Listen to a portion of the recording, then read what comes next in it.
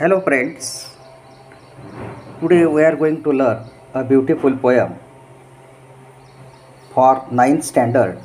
Please listen. At first, the first stanza, when I ask you to listen to me and you start giving me advice, you have not done what I ask. The title of the poem is here, please listen. So here, the speaker is a teenager. Teenager means here a child between 13 to 19 years old.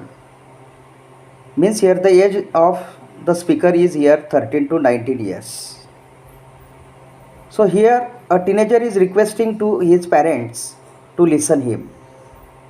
या कवितेमध्ये किशोरवयीन अवस्थेतील एक मुलगा आपल्या आईवडिलांना म्हणतोय की कृपा करून माझं ऐका. तो विनंती करतोय. He is requesting to his parents to listen him. तो विनंती करतोय की माझं ऐका. In the first line of this poem teenager says, तो किशोरवयीन अवस्थेतील मुलगा म्हणतो, when I ask you to listen to me. तो म्हणतो की जेव्हा मी तुम्हाला म्हणतो की माझं ऐका. And you start giving me advice. At that time you start giving me advices. You are giving me advices at that time. तुम्ही मला त्यावेळी माझं ऐकण्याच्या ऐवजी instead of listening to me you start giving me ॲडवाइसेस.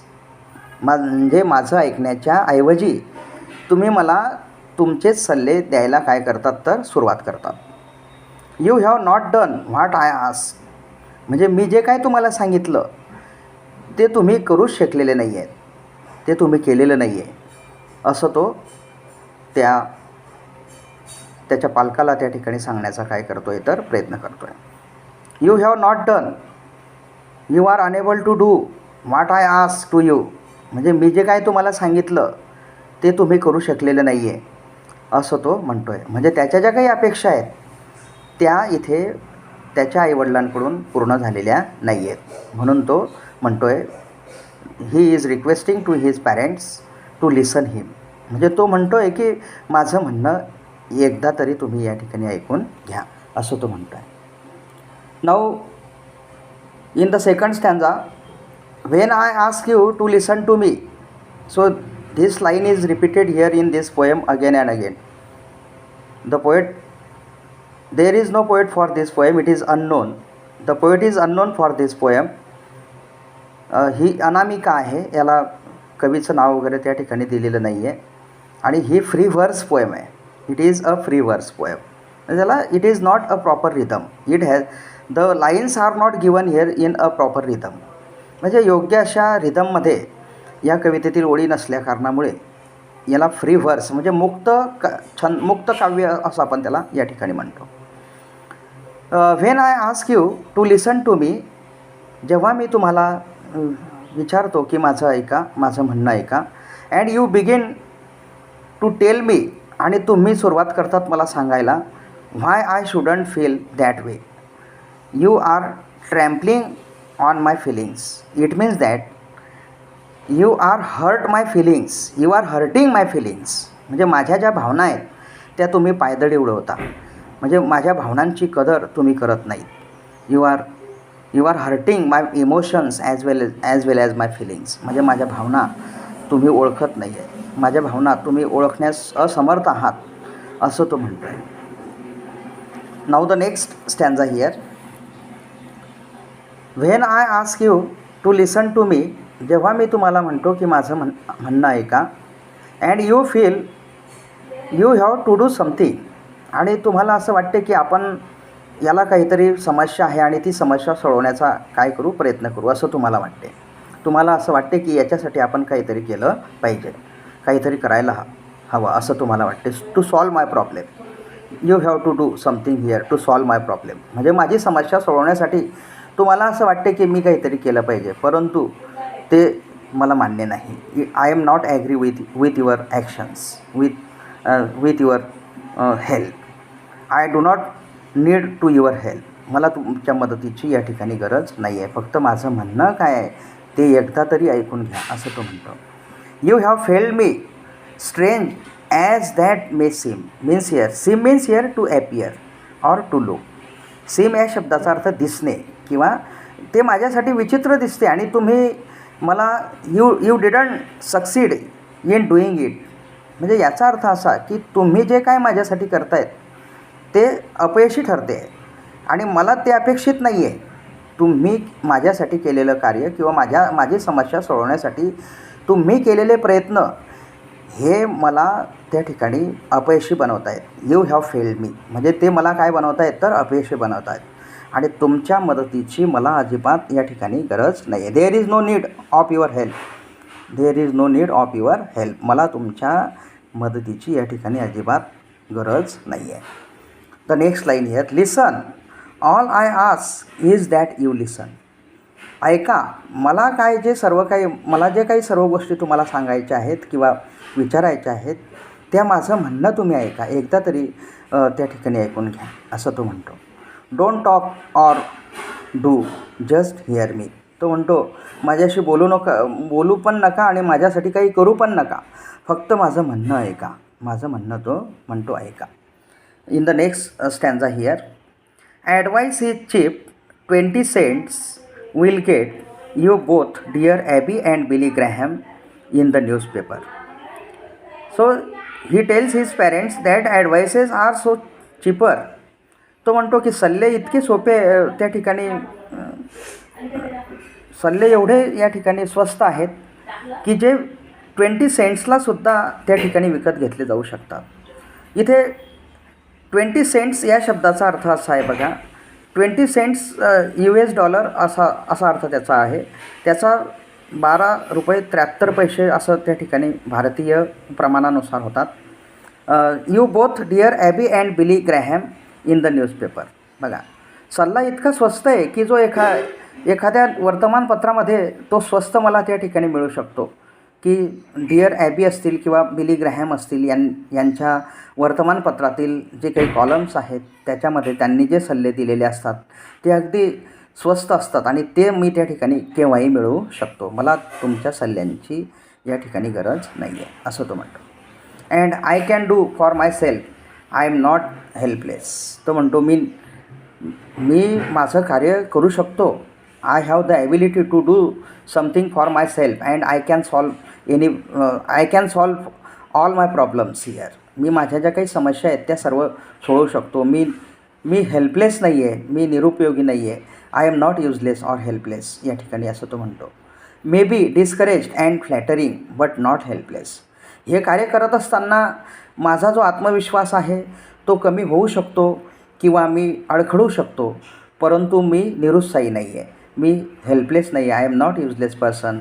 I am also an important person to do my work here. माझं कार्य करण्यासाठी मी समर्थ आहे. I have the ability to do my work. माझ्यामध्ये क्षमता आहे माझं कार्य करण्याची. ते कार्य करण्यासाठी तुम्ही मला मदत करू नका, फक्त माझं काय म्हणणं आहे तेवढं तुम्ही या ठिकाणी ऐका, असं तो म्हणतो. Now the next stanza here. When you do something for me. जेव्हा तुम्ही माझ्यासाठी काहीतरी करता.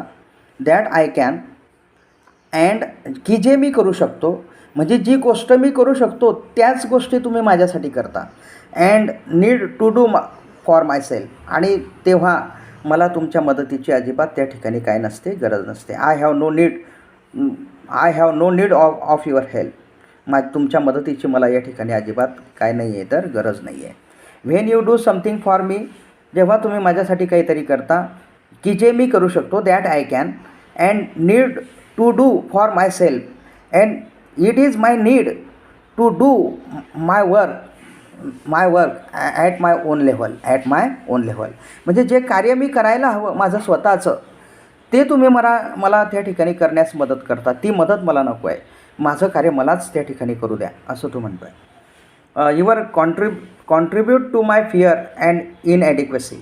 तो म्हणतो माझ्यातील कमतरता आणि माझ्यातील जे काही भय आहे, भीती आहे ते वाढवण्यासाठी उलट तुम्ही मला या ठिकाणी काय करताय तर मदत करताय. You help in increasing my fear in many folds as well as inadequacy म्हणजे माझ्यातील जी काही कमतरता आहे, माझ्यातली जी काही भीती आहे ती वाढवण्याचं कार्य तुम्ही मला त्या ठिकाणी करतायत. म्हणून कृपा करून मला मदत करू नका, मला सल्ले देऊ नका. I am a teenager now and I can do all my task as per my own level. मी माझ्या कृतीनुसार, माझ्या क्षमतेनुसार मी माझं प्रत्येक कार्य आता करू शकतो. म्हणून मला तुम्ही त्या ठिकाणी सल्ले देऊ नका, असं तो परत परत आपल्या आईवडिलांना या ठिकाणी सांगू इच्छितो आहे. Now the next stanza of this poem here. But when you accept as a simple fact that I feel what I feel, no matter how irrational, then I can stop trying to convince you and get about this business of understanding what's behind this irrational feeling. Now we have to discuss here this stanza. But when you accept as a simple fact, जेव्हा तुम्ही स्वीकारता की ही साधी सरळ गोष्ट जेव्हा तुम्ही माझी त्या ठिकाणी स्वीकारता आणि मला साध्या गोष्टी ज्या वेळेला तुम्ही सांगता, that I feel what I feel, म्हणजे ज्या वेळेला मला तसं जाणवते, नो मॅटर हाऊ इरॅशनल, म्हणजे त्या अविवेकी भावना माझ्या ज्या वेळेला त्या ठिकाणी असतात त्यावेळेला मला त्याविषयी ते जाणवते. Then I can stop trying to convince you, तेव्हा मी तुम्हाला थांबवू शकतो किंवा मी तुम्हाला सांगू शकतो की मला तुमच्या मदतीची या ठिकाणी गरज नाही. And get about this business of understanding what's behind this irrational feeling. मग ज्यावेळेला त्या अविवेकी भावनांविषयी मी जाणून घेण्याची माझी तीव्र इच्छा ज्यावेळेला निर्माण होते, त्यावेळेला मी त्यांना समजू शकतो की त्यामागचं कारण, त्या अविवेकी भावनांमागचं कारण ज्यावेळेला मी समजू शकतो, त्यावेळेला मला ते समजते की या अविवेकी भावनांमध्ये काय दडलेलं आहे, काय त्या ठिकाणी दडलेलं आहे, हे मी त्या ठिकाणी स्वीकारू शकतो किंवा त्याविषयीचा उलगडा मी करू शकतो. म्हणून मला परत त्या ठिकाणी सांगण्याची गरज नाही. And when that's clear the answers are obvious and I don't need advice. मग त्यावेळी मी माझ्या सर्व समस्यांचं उत्तर मला त्या ठिकाणी मिळते आणि ते अगदी स्पष्ट असते आणि त्यावेळी मला तुमच्या मदतीची अजिबात त्या ठिकाणी गरज नसते. I don't need advice, your advices here. तेव्हा मला तुमच्या मदतीची या ठिकाणी काय नसते तर गरज नसते. Irrational feelings make sense when we understand what's behind them. अविवेकी भावनांमध्ये नेमकं काय दडलेलं आहे किंवा त्या समजून ज्या वेळेला मी घेण्याचा प्रयत्न करतो, त्यावेळेला माझ्या ज्या काही भावना आहेत किंवा जो काही सेन्स आहे किंवा गुड मॅनर्स आहेत, तो मी त्या ठिकाणी निर्माण करू शकतो. Perhaps that's why prayer works sometimes for some people because God is mute and he doesn't give advice or try to fix things here. Means here to solve the problems. To fix things means here to solve the problems. ज्या वेळेला या ठिकाणी परमेश्वर हा मूक असतो आणि तो फक्त प्रार्थनेतून त्याचं कार्य त्या ठिकाणी करण्याचा काय करतो तर प्रयत्न करतो. मग perhaps that my prayer works, कदाचित प्रार्थना ही कार्य करते समटाईम्स फॉर सम पीपल, काही लोकांसाठी, कारण परमेश्वर हा त्या ठिकाणी मूक असतो, तो काहीच त्या ठिकाणी सल्ले देत नाही किंवा बोलत नाही. And he doesn't give advice or try to fix things, म्हणजे एखाद्यांची समस्या सोडवण्यासाठी तो काहीही त्या ठिकाणी बोलत नाही. जो समस्येचं निराकरण करतो त्याला तो करू देतो आणि त्याच्या हालचालींकडे फक्त त्या ठिकाणी त्याचं काय असते तर लक्ष असते.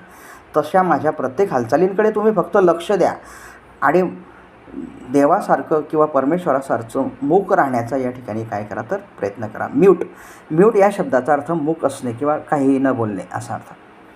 गॉड जस्ट लिसन्स, तो फक्त ऐकतो, परमेश्वर फक्त ऐकण्याचं काम करतो. He is a good listener according to me, a teenager says to his parents. तो म्हणतो की परमेश्वर हा एक चांगला फक्त ऐकणारा आहे, तो ऐकू शकतो.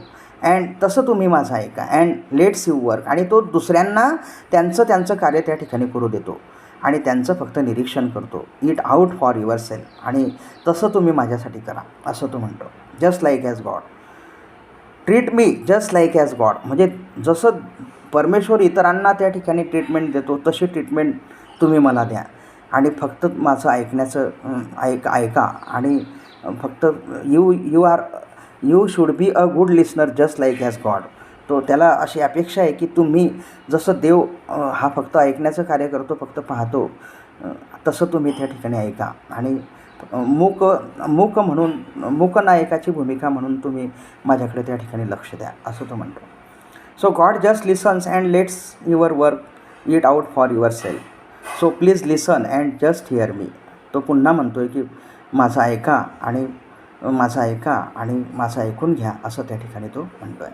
And if you want to talk, आणि शेवटी म्हणतो तो बघा शेवटच्या 2 ओळींमध्ये, and if you want to talk, जर का तुम्हाला बोलायचंच असेल, वेट अ मिनिट, 1 मिनिट त्या ठिकाणी वाट बघा, फॉर युअर टर्न, ज्यावेळेला तुमची वेळ येईल बोलण्याची, I will listen to you, तेव्हा मी तुमचं म्हणणं ऐकून घेईल, असं शेवटी तो किशोरवयीन अवस्थेतील मुलगा आपल्या आईवडिलांना या ठिकाणी म्हणतो आहे. आणि तो रिक्वेस्ट करतो आहे बघा, he is requesting again and again, please listen to me, oh my dear parents, please listen to me, असं त्या ठिकाणी तो म्हणतो.